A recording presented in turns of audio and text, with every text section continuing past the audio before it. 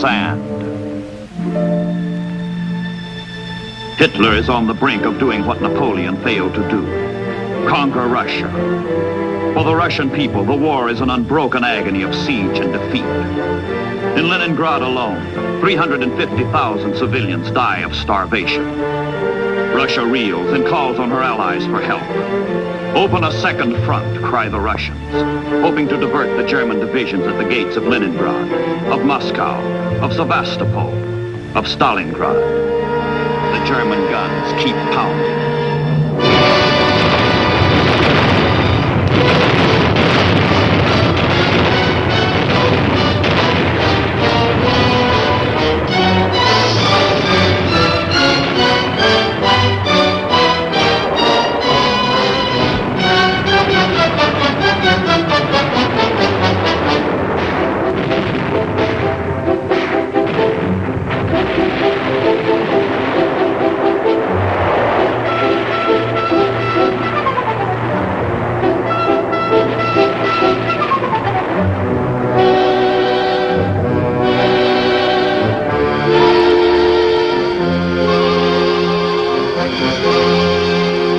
In Washington, the Russian appeal comes in a black hour.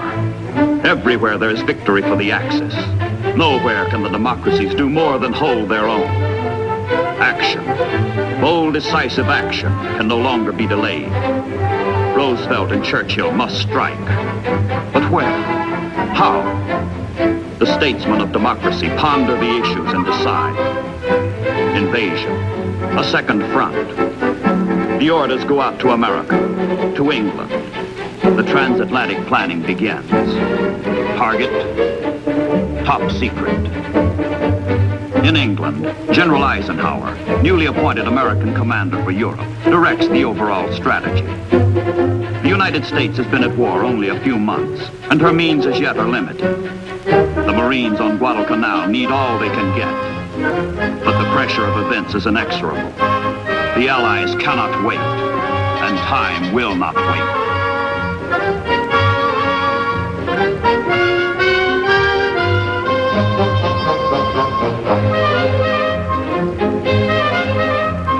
In October, troops embark at English ports for the first joint Anglo-American offensive in World War II. The troops do not know their mission. They do not know that they are one prong of a sweeping double thrust at the Axis in North Africa. The secret course is south, into the Mediterranean.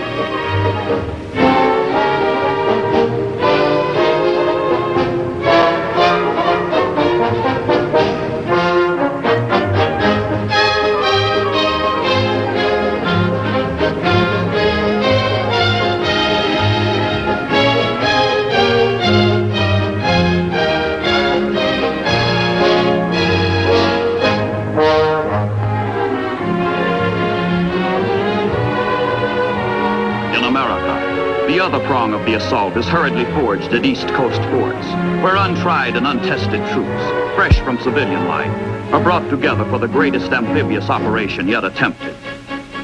4,000 miles of hostile sea lie between the crystal sands of Virginia, the granite rocks of Maine, and the far shore of North Africa. Many of the men have never heard of their destination, Casablanca, on French Morocco's west coast.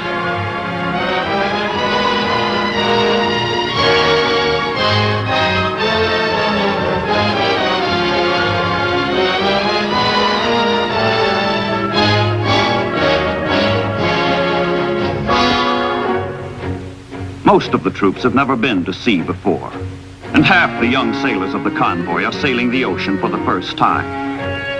The Allies hope to trump some Axis tricks in a bold move which skeptics call premature. The chances of success are rated no better than 50-50.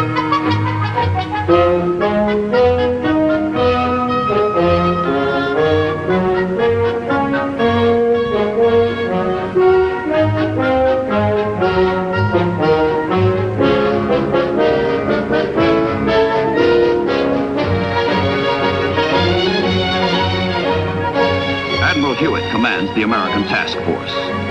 Rumors circulate that the ships are headed south for maneuvers. But Task Force 34 is in deadly earnest. The operation is christened the Torch, and on these men and the ships falls the job of lighting the torch and keeping it burning.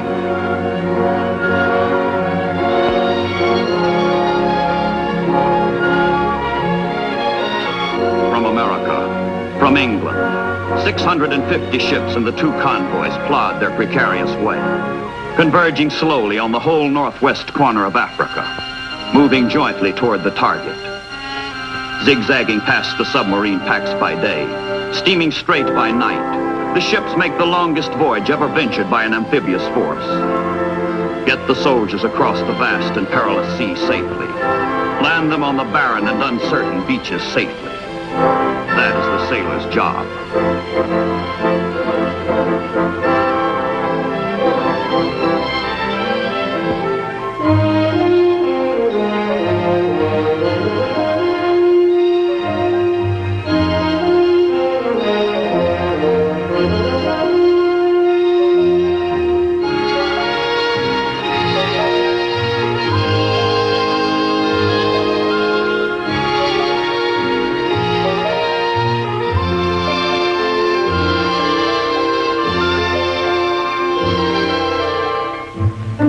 Sailors on watch are charged with the safety of the ships, gravest of responsibilities.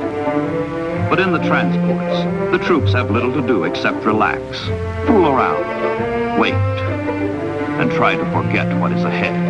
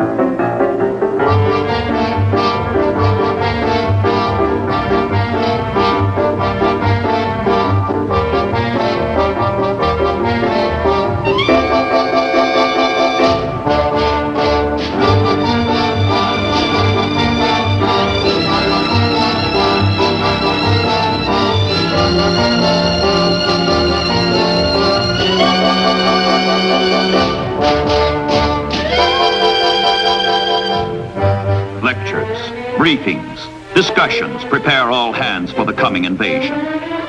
The Americans come as friends, but to crush Germany and thereby help Russia, they must first wrest bases from France, a friend. The French Vichy government in Europe has pledged itself to defend its African colonies against all. But whether the French will resist Americans, how violently they will react, none can say. So the friendly convoy must sneak toward shore like an enemy.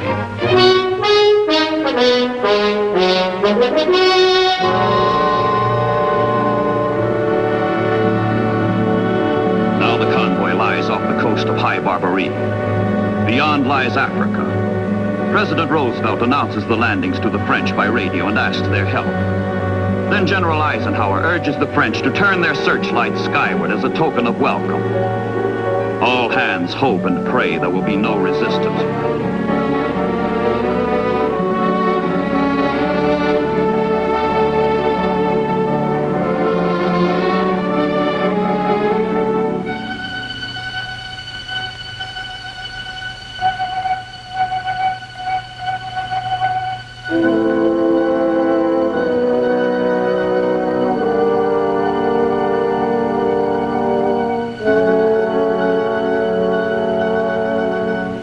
H hour comes in the hazy dawn of November 8th, 1942.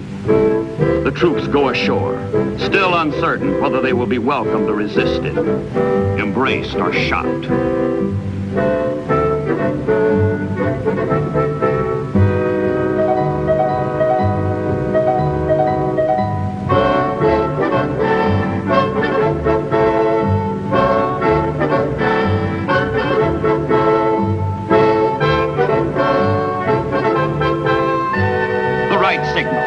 No resistance. But the searchlights are deceptive. The lights are hostile, not friendly. The French are confused. They have not heard the Allied broadcasts, and military leaders loyal to the Vichy government decide to fight.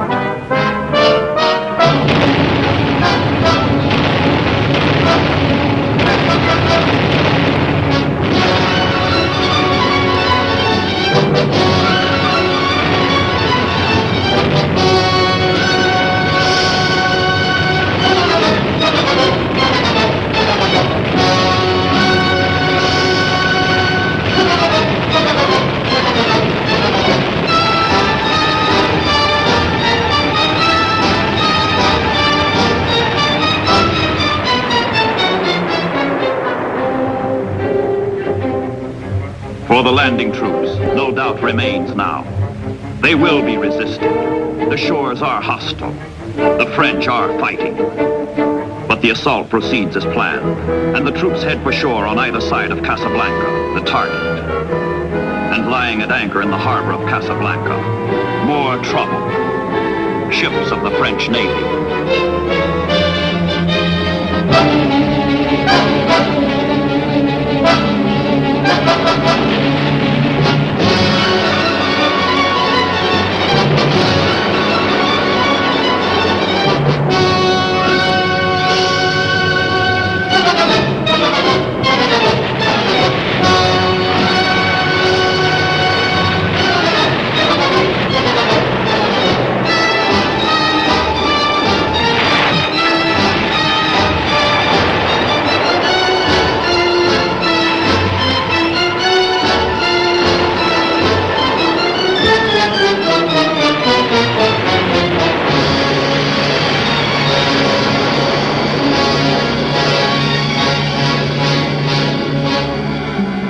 The battle for Casablanca continues for 3 bitter days before the Vichy French surrender, and the Free French and their American allies take over.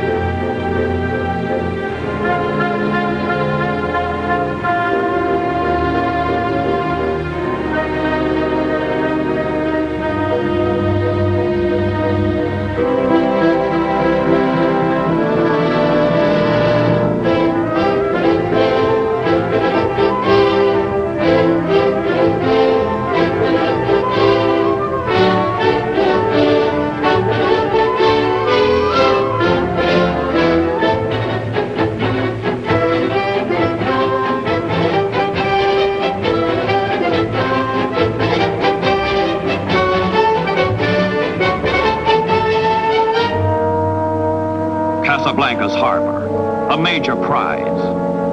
But the victory is not without sorrow. Americans and French who have fallen fighting one another are buried side by side.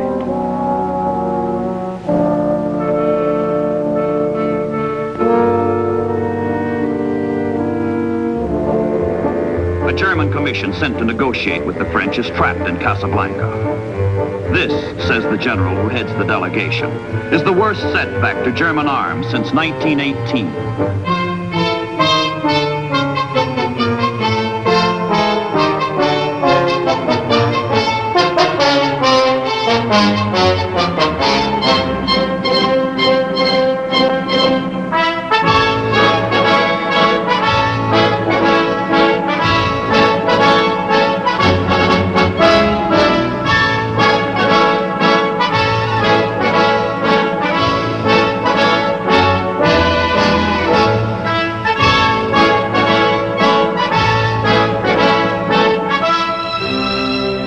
Meanwhile, the second Allied convoy slips through the Straits of Gibraltar and steams eastward for Oran and Algiers.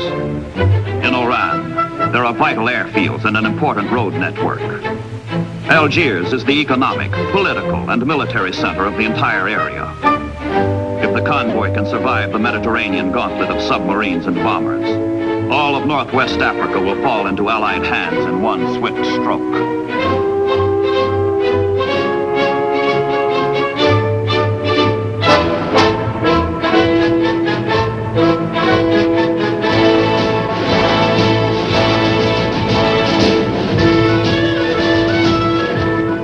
With some help from the French, the tactics work.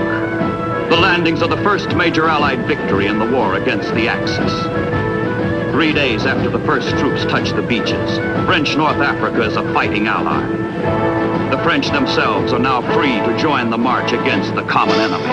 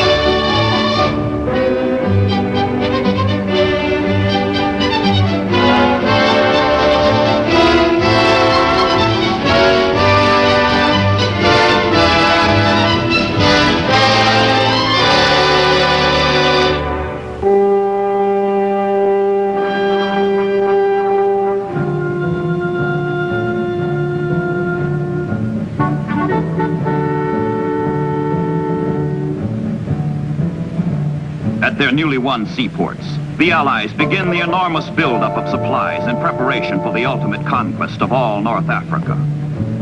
General Montgomery and his 8th British Army are lashing Marshal Rommel and his fleeing Africa Corps 1,200 miles to the east. In the west, the Allies must make ready for a drive into the desert, to catch Rommel in his flight and squeeze him to death. The campaign that began as an amphibious assault becomes a grinding struggle for supplies.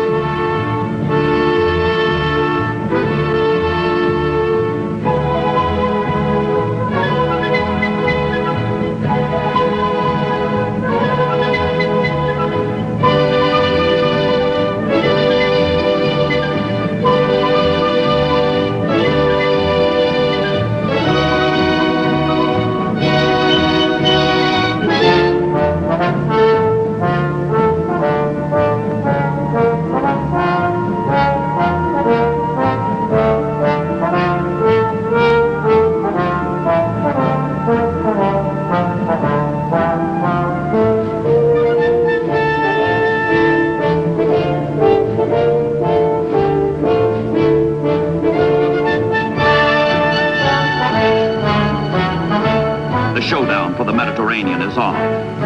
All supplies, all Allied soldiers must be brought in by ship. The campaign depends on the ports and the navies that control them.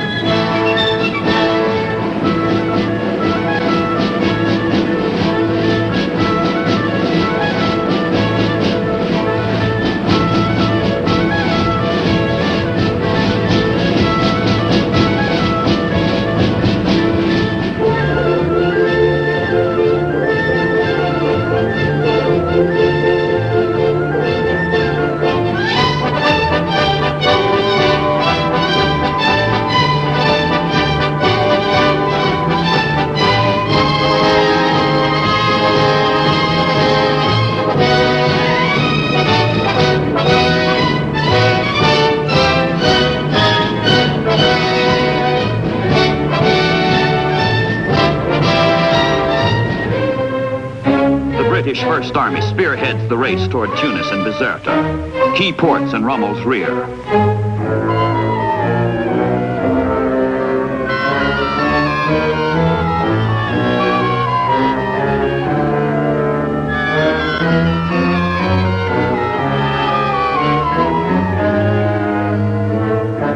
But the Desert Fox and his unbroken Africa Corps reach Tunisia first, checking the Allied move and nullifying the chance for a quick German defeat.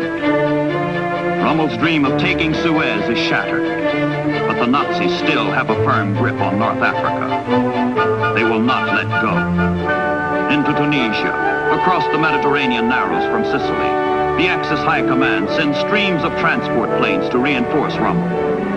Swiftly, efficiently, the Axis begins its own build-up to counter the Allies.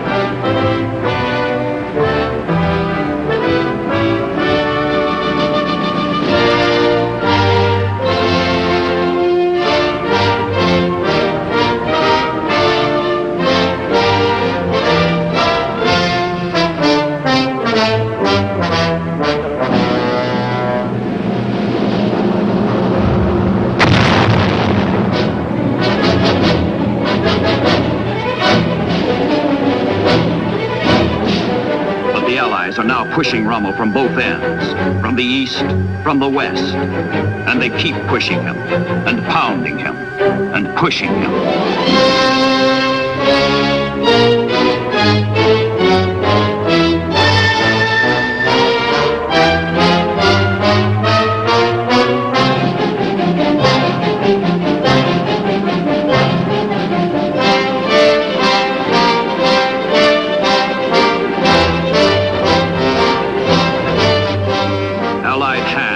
The Axis throat. The pincers close. The sands run out for Rommel.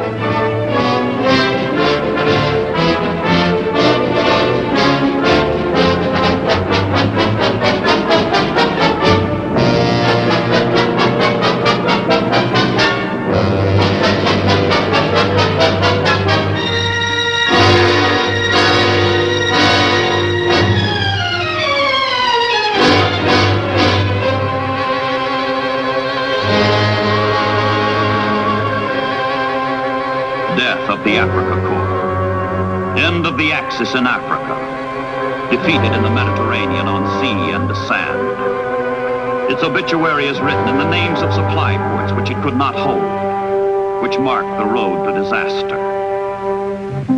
Alexandria, El Alamein, El Daba, Mersa Matruh, Sidi Barrani, Saloum, Bardia, Tobruk, Gazala, Derna, Benghazi, El Agheila, Sirte, Guerat, Misurata, Homs, Tripoli, Sfax, Sousse, Cape Bon, Tunis, Bizerta.